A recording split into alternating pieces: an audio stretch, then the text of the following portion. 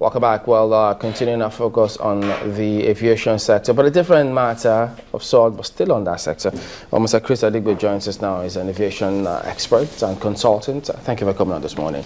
Chamberlain, thank you. It's nice seeing you guys again. Yeah, same here. Well, this is a matter that you and some of your colleagues have broached for some time now, and the president seemed to have done, or perhaps maybe on the same page, you tell us.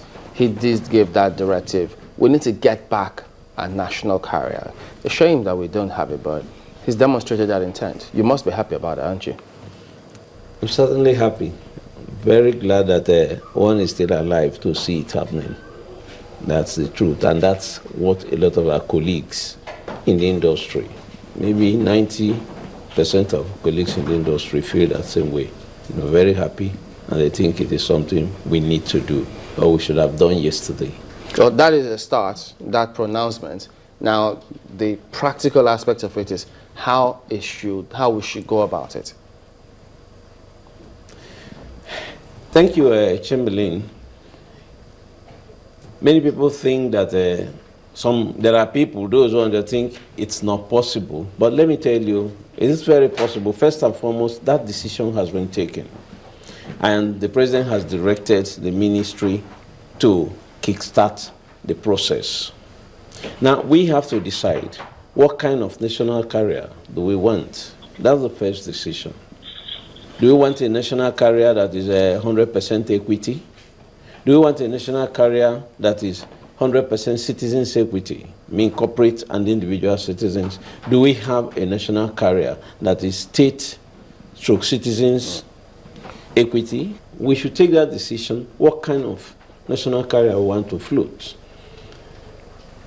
Once we take that decision, the thing to do is to put together a crack committee of about between 20 and 30 persons who are not only knowledgeable, but those who are passionate about it. You can be knowledgeable. If you are not passionate about an issue, you can't get anywhere. There are people who are very passionate from various sectors in our country about a national carrier. That committee will now sit down and say, this is the best kind of national carrier we want. Obviously, I will tell you, the question of 100% government equity should be ruled out. That was Nigeria Airways, and that didn't work. But that's what a lot of people have in mind. When people mention the word national carrier, that's the first thing that comes to mind. It's going to be government's business owned by everybody and nobody. But you were saying that, we can run it in a different way. I've seen your article as well, in terms of, we wrote about 10 times we've tried.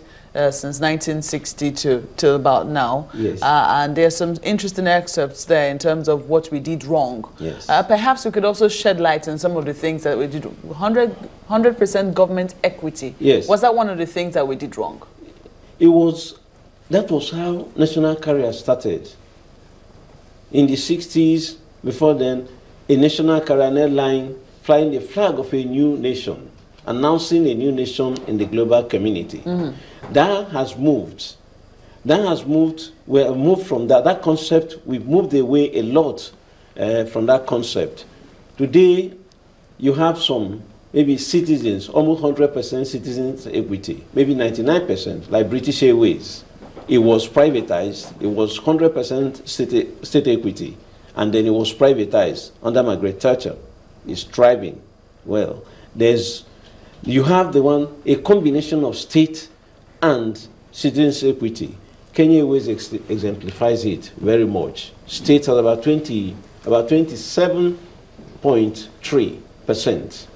A foreign partner, which is KLM, has about 26 point something, and IFC has 1.7%. The remaining is held by Kenyan citizens. Why is this equity so important? Equity is so important because that's where the control comes. That's where the control will come. Nigeria Airways, when it was 100% state equity, it was run by state government. The state appointed boards, appointed CEOs. At the time, they even went down to the point of appointing managers. And that kind of a thing. And you had that kind of remote management. And you have owner-manager syndrome. But don't we have airlines that are still 100% government owned? There are, but we do not have the discipline. We should tell ourselves the truth in this country. To run such an airline Emirates is 100% state equity. In Africa, Ethiopian Airlines 100% state equity. South African Airways 100%. Egypt Air 100%. But you would not advise it for Nigeria? No, we don't, because our experience has been awful. And if we do it again, we will run into the same problem. What do you recommend? Well, we're recommending a combination of state and citizens' equity. How many? About what percentage? The state should not hold more than 20% equity.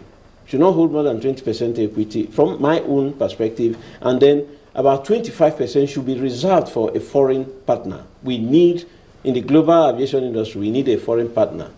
And then the remaining equity should be citizens' equity, whether corporate citizens or private citizens. But it must be open. It must be on store for anybody who wants to buy into it, to buy or sell.